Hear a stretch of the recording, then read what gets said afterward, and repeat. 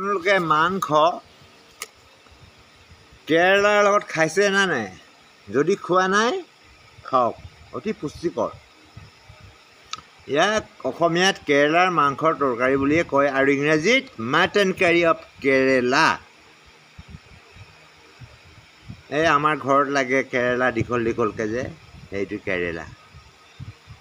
তো ইয়াত mutton curry of কেৰেলা বনাবলৈ কি কি বস্তুৰ প্ৰয়োজন হৈছে সেইটোহে মই ক'ম, আৰু কেনেদৰে সিজাব সেইটো মই নেক্সট এপিছ'ডত মই আপোনালোকক ক'ম। তো 1 নম্বৰতে পাঠা মাংস 1 কেজি ল'ব লাগিব। 2 নম্বৰতে দৈ ল'ব লাগিব 2 চামুচ। তাৰপিছত হালধি ল'ব লাগিব 1 চামুচ। নিমখ ল'ব লাগিব আন্দাজ মতে।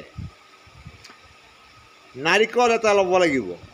গৰম পানী ল'ব লাগিব 350 মিটাৰ, মানে কি ½ লিটাৰতকৈ কম। আৰু শুকান ৰঙা জলকীয়া 4টা ল'ব লাগিব। আদা লগাব লাগিব 2 ইঞ্চি।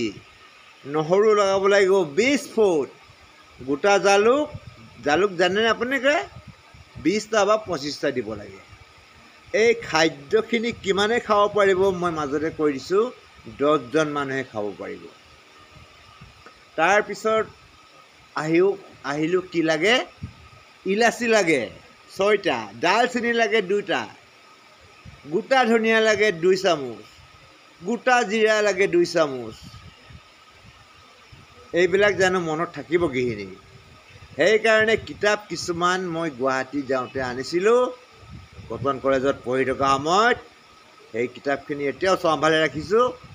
সেই মই বিফ'ৰ 34 বছৰ আগতে মই গুৱাহাটীত পঢ়িছিলোঁ। 34 বছৰ, চন 1990।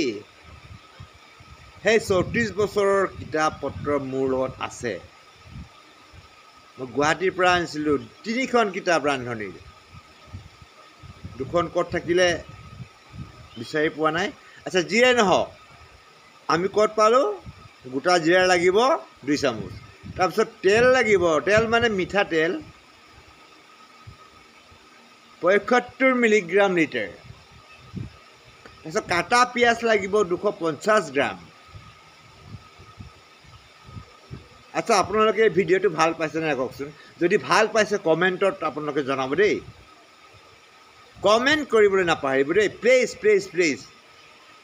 তাৰপিছত কটা পিঁয়াজ লাগিব 250 গ্ৰাম, কটা বিলাহী লাগিব 250 গ্ৰাম, ফলা জলকীয়া লাগিব 4টা, নিমখটো সোৱাদ অনুযায়ী লাগিব। প্ৰত্যেকটোতে কোৱাই হয়, কৈ ज़्यादा खाता है না।